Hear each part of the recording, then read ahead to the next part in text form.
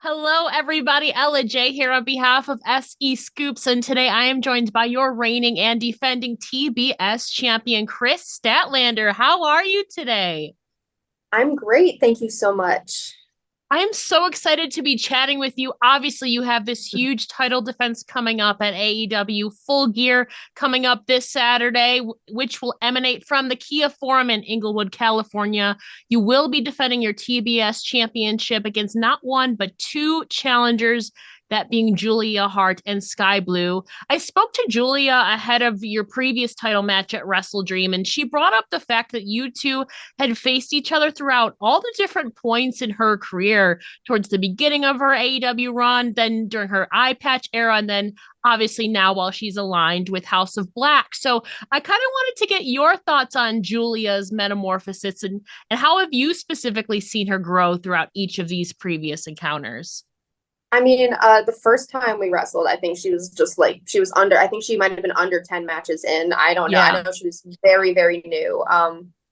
And I am just, you know, I don't like to have to be the one on the other end of her changing and her growth, but I am so proud of how far she has come, and I am just so excited to see where her future will go.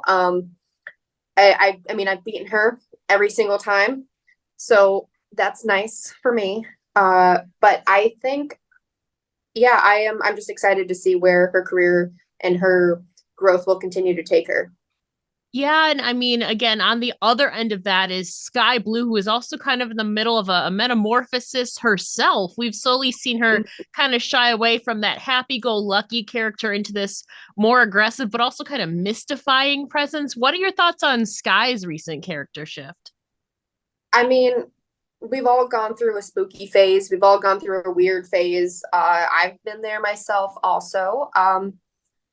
So if you, sometimes you got to switch things up and you got to do what you got to do to get yourself to the next level. So I completely understand. But at the same time, I've been through it and I'm a champion now, and I can't be taking people's feelings and what they're going through into consideration. We've got a title match to do. I've got a title to retain, and I got a job to do. So we Yeah, can discuss that outside. yeah, and like you said, you yourself have evolved, from this kind of alien figure to more than a woman. Where do you think that your character presentation and your overall persona is at right now, currently during your reign? I think I am more confident than I've ever been, because of how well I've been doing, because of the support that I have. Me and Orange Cassidy, he's also been such an amazing champion, and it was so unfortunate when he lost it, but now he's got it back. And I think that we are really good for leaning on each other and trying to make sure that we maintain level heads, but also know that we are worthy of the positions that we're in. And let's talk about this position that you're in, because when you first won the TBS championship, you stated that you weren't sure if you deserved to dethrone Jade and snap her winning streak, but now you are the second ever TBS champion. And I think your reign's been quite successful. But how would you assess your reign so far? Do you feel like you've lived up to the standards you put upon yourself at the start of your reign? I think that I always want more for myself, and I always expect more for myself. So no matter what I've done, until I'm like years past it and I look back, I'll never be satisfied. And then I'll be like, no, I actually did a really good job. I'm actually really proud because early on when I first came back and I won that belt on my return, and I put so much pressure on myself. Just I had to not just be a champion. I had to be a wrestler that just returned from their second knee injury. I had to make myself get over everyone calling me injury prone and saying that it was a bad idea and they couldn't trust me with the title because of my injuries. My phone is sliding. Oh, good. But I had a lot of self reflection and just self doubt because of I had to figure out my footing in the ring again. And I had to be comfortable being a performer and putting that pressure on myself and having great matches and helping bring something out of my opponents. There was a lot of transitions that I had to go through from just adjusting to being back as a full-time wrestler. And I went head first off into the deep end because I came back and then I defended my title 4 times within the first week of being back. And that's what I wanted to do. That was my choice. And I knew that I needed to do that to kind of knock the rust off. But yeah, just going through all this, it's like I will never live up to my own expectations.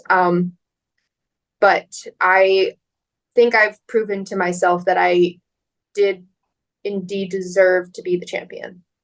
And And I do. like I am still the champion. yes, I feel like you absolutely deserve it, and you've proved it. Kind of like in Orange Cassidy was during his first reign as international champion, kind of a workhorse, going in there and successfully defending it night in and night out. How is your knees feeling at this moment? By the way, you've gone through 2 knee injuries now. What is the status of that? They feel great, honestly. I mean, this is my first time going through like a winter with my newer injury, so Yeah. I'm still trying to navigate it. I brought a heating pad with me to just keep my knees warm on the road when I'm in a hotel room, to help me just keep them warm and nice and healthy. I always tell the doctors that just help us get ready for matches. I tell them if my knee's feeling ugly, because sometimes they just, they feel weird sometimes, Yeah. but never to a point that I'm scared. And I feel very confident with where I'm at and where my body is at.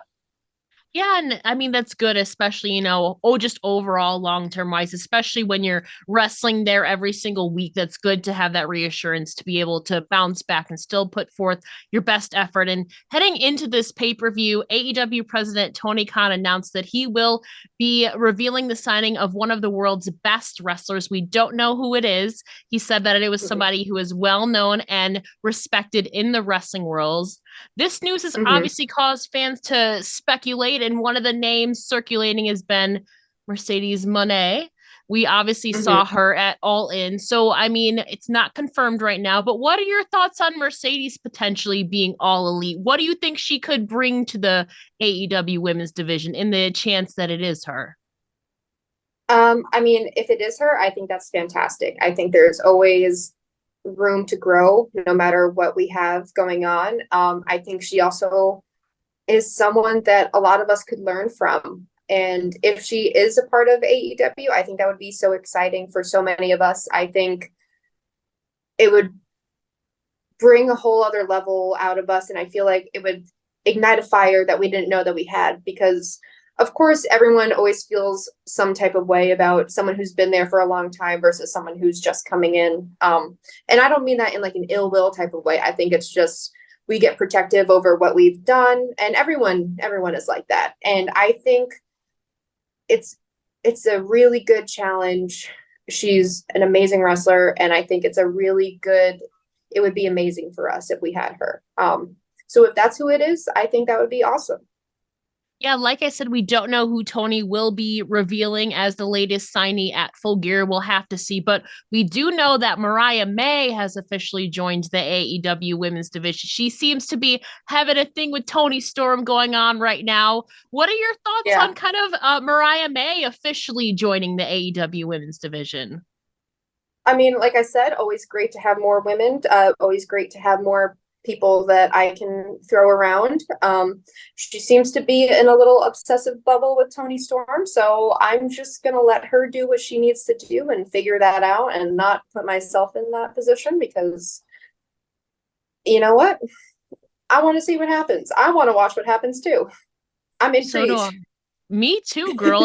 And final question, in consideration of the name of this pay-per-view, Full Gear, you've pulled out some Zoolander inspired gear before. Do you have any special gear plans for this title defense that you might be able to tell us about? I can't tell you what it is, but I do have a theme. Um, and my gear just got delivered to the hotel today, so I'm very thankful I just got it. So I'm excited. I don't want to spoil it.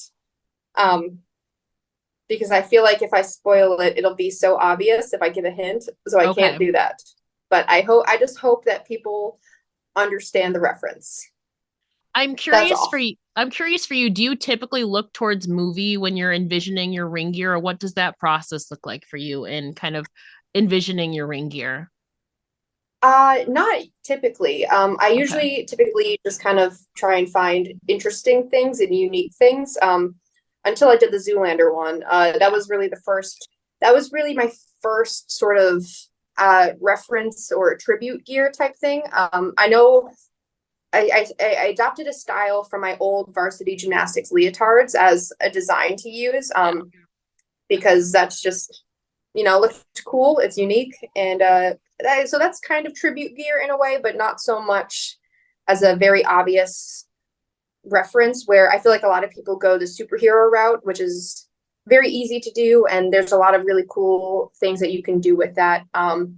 Thing with video game characters. That's a very obvious and easy thing. And there's a lot of really cool things that you can do with that. But I feel like with the movie thing, and especially like just abstract characters, that you don't see that often. So I wanted to try and switch it up a little bit. And I was like, the fact that no one has done any Zoolander gear before, it seems like it was like a very obvious choice. And I also have the benefit of Zoolander and Statlander being very Yes. similar. So yeah, that I think I was just waiting for the right time to pull that one out, but I had that one planned for a long time.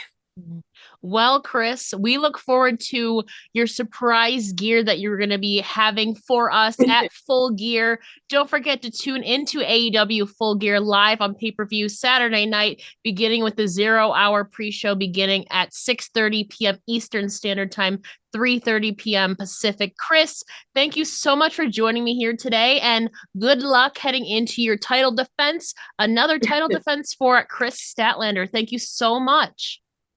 Thank you.